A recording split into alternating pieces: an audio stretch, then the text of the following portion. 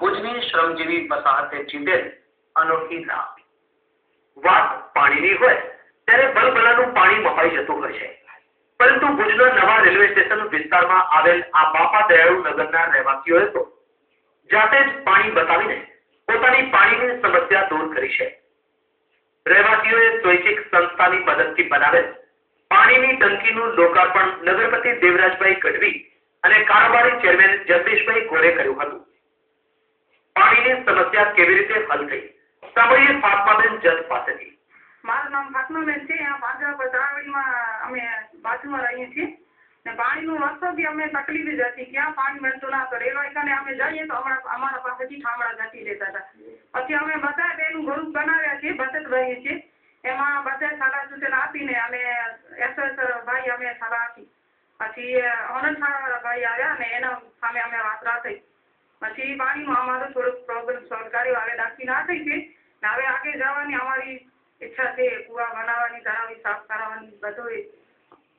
આ કાર્યક્રમમાં નગરપાલિકાના પદાધિકારીઓની સાથે સામાજિક કાર્યકર પ્રબોધ ગુણવર, કે.એસ. દુબે, રિયાઝ પઠાણ, કચ્છ મહિલા વિકાસ સંગઠનના અલકાબેન જાની, સહજીવનના નીતાબેન ખૂબચંદાની, હુનર શાળાના પ્રશાંત સોલંકી, હિરજીભાઈ સીસુ સહિત રહેવાસીઓ ઉપસ્થિત રહ્યા હતા।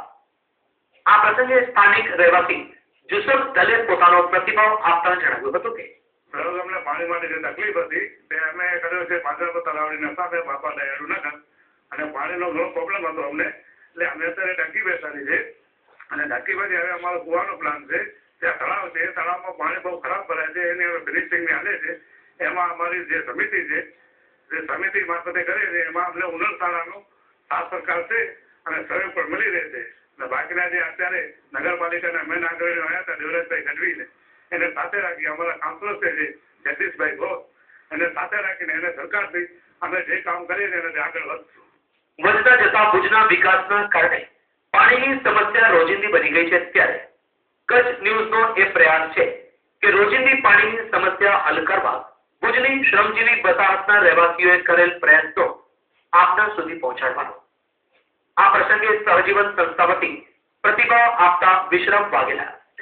ભુજ વિસ્તારમાં ઘણા બધા સ્લમ આવેલા છે, તેમાં બાપા દયાળુ નગરની જે સ્લમ વિસ્તાર છે એમની પોતાની પાસે જે તળાવ છે, તો એ પોતાની રીતે ત્યાંથી સમિતિ દ્વારા એક કૂવો બનાવવાનું પૂરું આયોજન છે, પણ એ કૂવામાં કેવું પાણી નીકળે એના અર્થઘટન રૂપે આપણે ત્યાં એમને સમિતિ એક ડંકી બનાવેલી છે અને એ ડંકીમાં અત્યારે 50 ફૂટની ઊંડાઈ ઉપર એકદમ સરસ મીઠું પાણી નીકળ્યું છે। તો હવે એ સમિતિ પણ એવું ઈચ્છે છે કે ત્યાં આગળ કૂવો બને અને એમાંથી જે વિસ્તારના પાણીનો પ્રશ્ન છે એ ભવિષ્યના માટે સોલ્વ થઈ જાય। તો આ સમિતિ દ્વારા બીજા જે સ્લમ વાળા છે જેમની પાસે ઘણા બધા પાણીના આવા સ્ત્રોતનું એક સોલ્યુશન છે, તો એ પોતે બધા લોકો સાથે મળી અને જો આવું કંઈ પણ પાણી વિશેનું કામ કરવા માંગતા હશે તો અમારી હુનરશાળા સંસ્થાથી એમને પૂરું માર્ગદર્શન અને સાથ સહયોગ મળી રહેશે।